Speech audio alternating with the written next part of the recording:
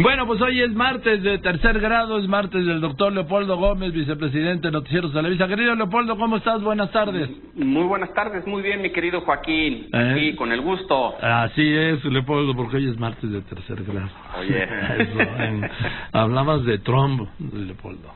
Pues sí, es que mira, en los últimos días leí un libro que la verdad me causó cierta fascinación.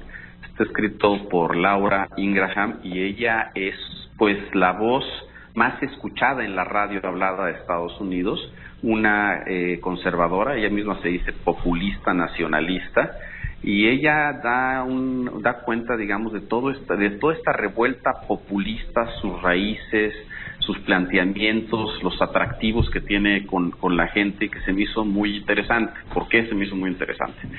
Porque como hemos platicado aquí, Joaquín, pareciera que la realidad está fragmentada, en quiebre. Y en el mundo en el que solemos movernos tú y yo y muchas de las personas con las que conversamos, digamos, es parte de lo que podríamos llamar, es el mundo del establishment. Vemos CNN, leemos el New York Times, platicamos, oímos las voces de analistas que se mueven en ese mundo.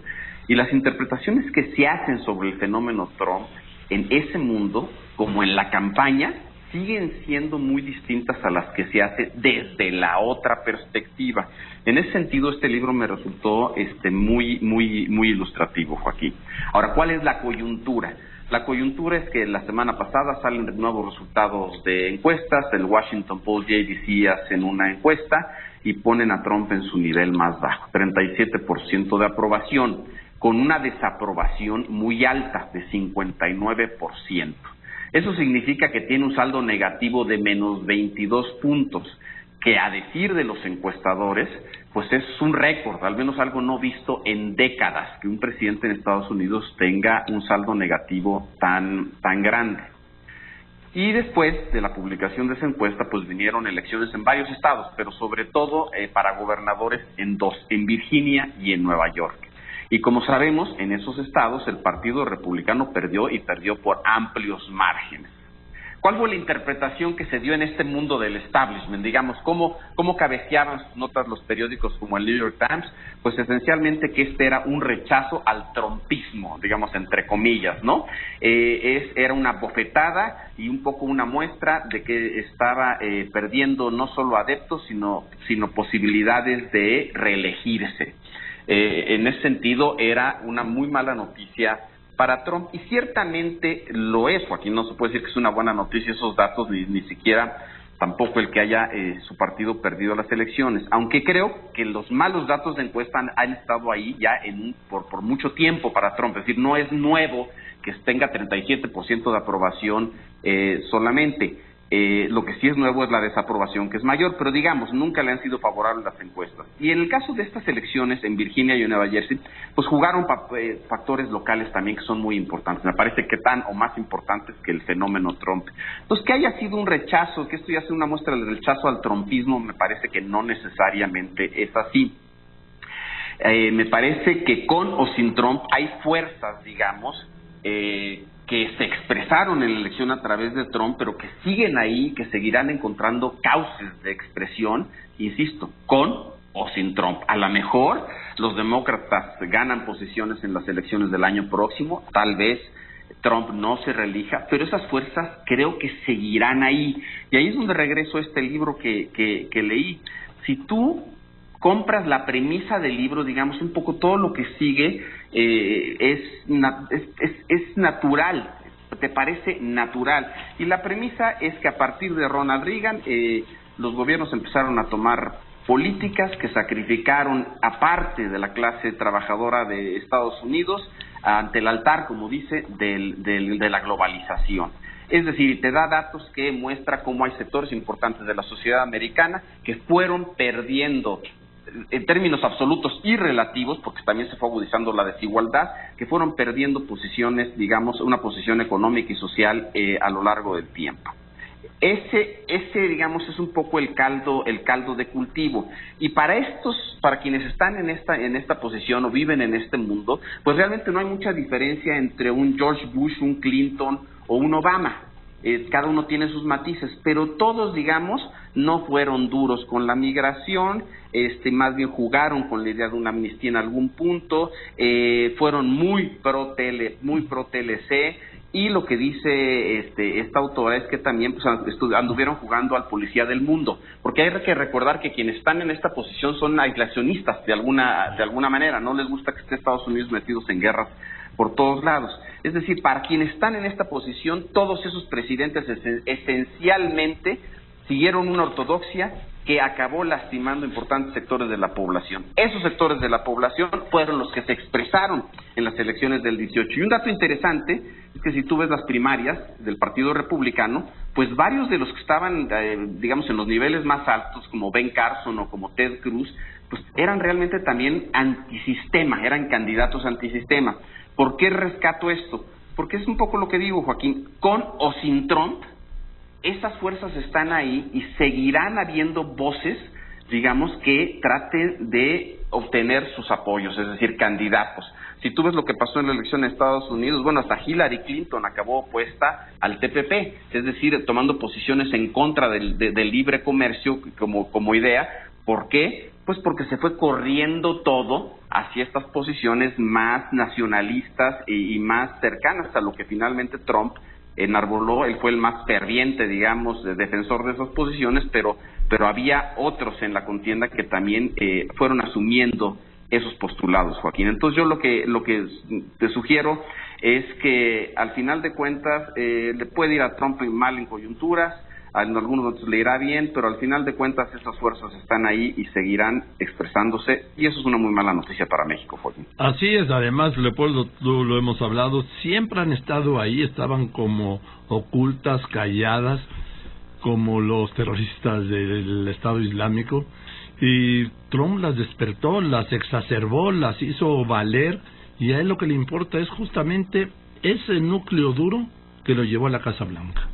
Exactamente, pero también, Joaquín, si no hubiera existido ese núcleo duro, si no hubieran existido esos agravios, claro, pues Trump no hubiera existido o no hubiera tenido el jale que tuvo al final de cuentas.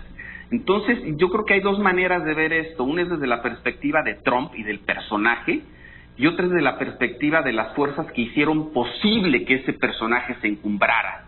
Y yo lo que te estoy sugiriendo aquí es que tiene que verse desde abajo. Y al verlo desde abajo te darás cuenta que esto no se va a ir pronto, Juan. No, de acuerdo. No se va a ir pronto. Esas fuerzas van a seguir ahí y será uno u otro personaje el que las encabece. Y esas fuerzas están en contra de la migración, en contra del libre comercio, dos temas que son centralísimos para México. Te voy a dar un dato interesante. De acuerdo a esta autora, a Laura Ingraham, lo que dice es que el postulado central de la campaña de Trump fue el de construir el muro. Sí. Y te voy a decir lo que es muy interesante. Recuerda algo que tú seguramente tienes ahí en la memoria, Joaquín, que cuando George Bush papá fue candidato, prometió que no habría nuevos impuestos. Y hay una frase muy famosa que dice, read my lips, o sea, lean mis labios, no habrá nuevos impuestos. Y ya siendo presidente, elevó los impuestos. Nada le costó más políticamente, nada que eso. Y ahora lo que sugiere aquí esta autora es que eso equivale al planteamiento de Trump de que construirá el muro. Dice, para no quedar mal con su base, necesaria, obligadamente tiene que construir el muro. De otra manera sería equivalente este fracaso al que tuvo George Bush. Es decir, si hay temas que son centralísimos para este núcleo de gente que pues, necesariamente afectan a México. Sí, sin duda, sin duda. Y bueno, a Bush papá le costó la reelección. Le costó la reelección, a pesar de que ya para cuando se dio la elección, sí, y el intento de reelección, la economía estaba repuntando. Sí, la situación económica no era tan mala, pero esta promesa falsa al final de cuentas, esta mentira después de los impuestos, pues le costó mucho. Ahora estoy hablando, hoy el penúltimo Trump, antepenúltimo Twitter de Trump dice, uno de los más reconocidos encuestadores, dice, lo ubica en el 46%, pero los de las fake news dicen que estoy en los 30. Ellos, they are wrong, ¿sí? para muchos mexicanos los números podrían estar en 50, ¿sí? Entonces él está con la obsesión también de las encuestas. Esa es la razón en que le da. Totalmente, pues al final de cuentas él es un narcisista, Joaquín, y sí. Se ve en ese espejo y le gustaría verse mejor, sí, le gustaría verse mejor, pero pues dice ahí en su tweet que está en los 40 y seguramente una parte muy importante de sus seguidores cree que está en los 40, entonces ya estamos otra vez en esta doble realidad, ¿no? Uno es lo que dicen ciertos medios y lo que se publica, que a mí me parece que son los datos más duros, más certeros, y otro es lo que comenta Trump y en lo que se ancla, que tiene mucha credibilidad para sus seguidores. Es más, es lo que tiene credibilidad para sus seguidores. Y además les dice a sus seguidores lo que ellos quieren oír. Exactamente, Joaquín, exactamente. En fin, y luego te voy a pedir, Leopoldo, que a ver si el martes, sin que yo fije nada más a ver si estás de acuerdo, puedas trasladar esta situación al caso México. Claro, con mucho gusto.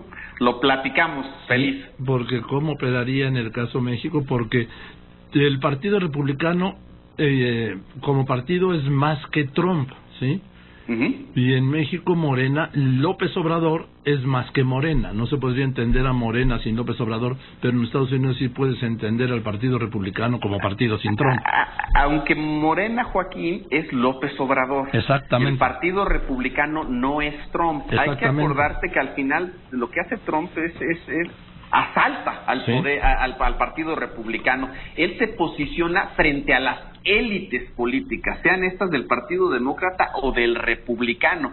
En ese sentido, él juega por adentro del Partido Republicano, pero en contra del establishment republicano. Y en el caso de México, habrá que platicarlo más y pensarlo más, pero ciertamente, pues Morena es la construcción de López Obrador. Así no es. Va en contra de Morena. Así es, vamos, yo lo diría de otro modo.